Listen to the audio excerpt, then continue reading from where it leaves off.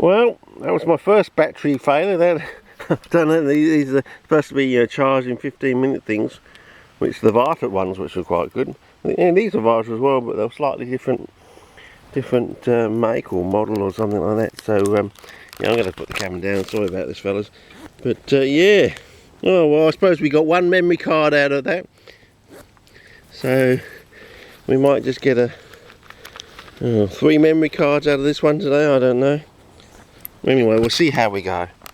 But sorry about this, trying to get organised now. I didn't expect to have that happen so soon, but we can move on from here. Some nice ukes in the distance, but hopefully we'll get to the corner very quickly and then we can move in, because it's getting a bit boring now, isn't it, fellows? You know, well, for you, I don't know, but then again, look at that stunning. I mean, the screenshots out of some of this stuff, yeah, especially those ukes. I'm probably going to have to go in closer than I will think to capture the beauty of the bark. And of course, okay, so we get a few good screenshots out of there.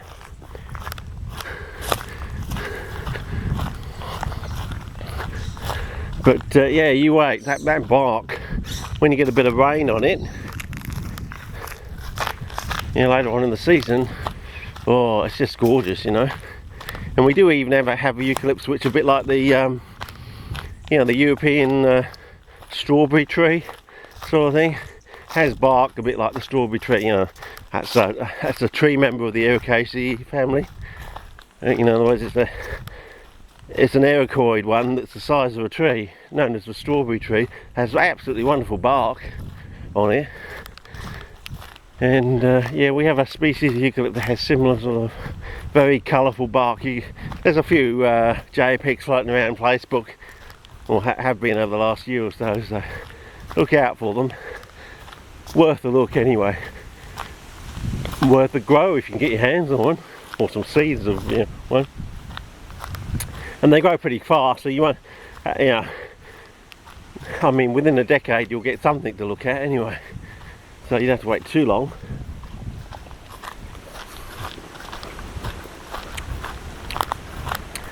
So yeah.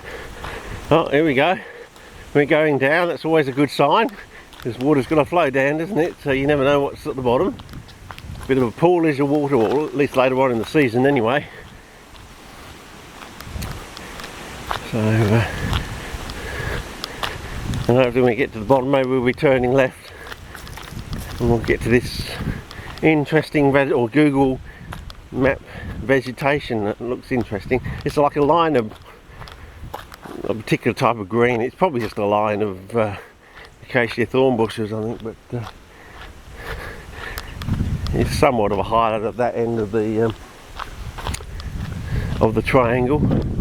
And so we're doing the well, it's not the hypotenuse. What are the other two sides of the triangle called? They do have names, don't they? I've forgotten what they're called now. Jeez, it's been such a long time. Yeah.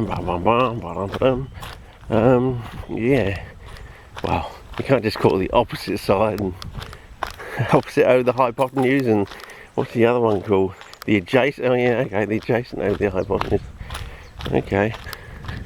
The adjacent and the opposite. Okay.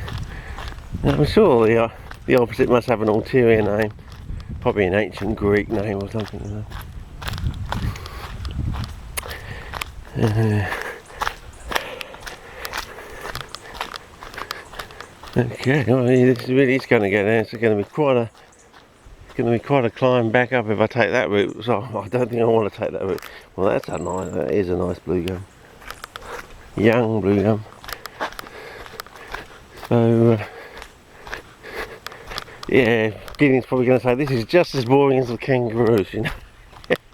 Oh, I've got bored with that. Well, you should go to Western Australia. There's a new vista around every corner down there, you know. It's not just the same, you know.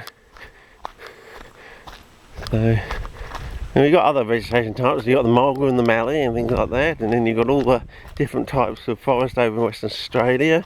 You've got the mountain ash in Victoria. You've got the snow gums in the snowfields, you know, of Victoria, up in the highlands there. And yeah, I mean, then you got the Queensland eucalyptus ones with the really sort of verdantly green leaves, and they're basically evergreen sort of thing. I mean, eucalypts are evergreen. What I mean is that basically they look the same all the year round sort of thing, and they're very glossy and things like that. I think I've already put a photograph and a bit of a spiel of one of them up online in one of the other clips or something. When I go out to the Field River Glade Bog or something. Or was it Swade Bog? I can't remember now what I call it, but anyway. So, yeah, I think we're coming to the coming round now, so I think this is the edge of it. And this will come out to the corner of Peggett Range and Penny Hills Road, or was it Cox's Hill Road? I can't remember now. All these names. I haven't really got a memory for that sort of stuff. But yeah, look at that. You wait till when the rains come. It gets going. Of course, you wait till when the flowers come later on in the year, and it all goes like yellow. It's not quite as spectacular as the Cootamundra wattle, but yeah. Which for some reason everyone calls it Cootamundra wattle, even though it's got a T in there. Must be like Mozart, it's got a silent T in it or something. Well, not a silent T, I mean a hidden T. Because people do pronounce the T in Mozart, don't they? It's just that it's not written in the word, is it? So, yeah. Interesting. Looks like that's where the cows go every single day, and it's just sort of, yeah, torn up the... Anyway, I suppose when we get to the edge of the road, that'll be the time to start a new clip, and we'll try and start hunting out our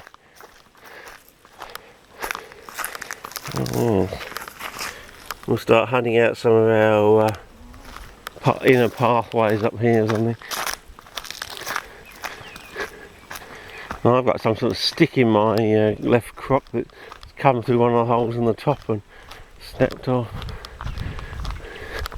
Not like last year when we went to that, oh, what was it? And I got a bloody stick in my base of my foot. Oh my god. Things I do. It's an interesting area. I still haven't explored it properly. I don't think you can keep going on places for years and years and years. And as I said, you know, I only stumbled on that Pygmy occidentalis site 2 years ago for the first time. And then lastly we found another area, like 2 patches down sort of thing, further afield than you would think it would be. So wow, haha, gee,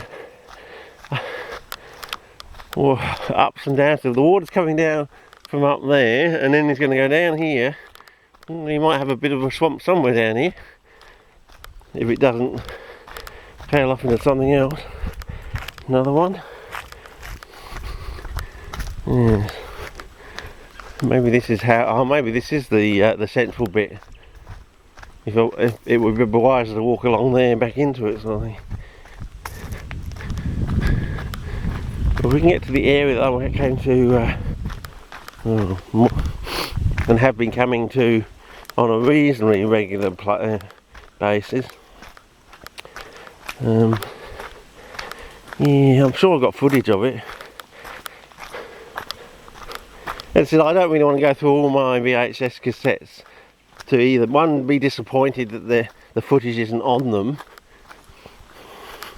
or two, wear out the VHS machine prior to actually getting the microcassettes back from the lockup, because in no my luck, I'll get the just as I wear out the machine, I'll get the microcassettes back from the lockup, and I won't be able to run them then because I've worn out the machine looking for other clips on the other one, sort of thing. So I think it's better to wait for the microcassettes, go through all those, and then go through the rest of the VHS cassettes for looking for those odd moments from the first half of 2000 when I was transferring the microcassette footage onto VHS without realising I was losing somewhat the quality. I don't know, I was losing what, 20-30%, I don't know.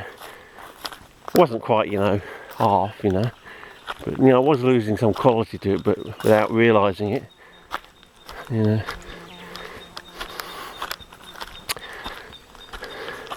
Not realising it would become important footage later on in years. But anyway, it's probably time to start a new clip, because I've probably been gas bagging on for nearly 15 minutes now. Feels like at least 12. Anyway, I'll start a new clip from here.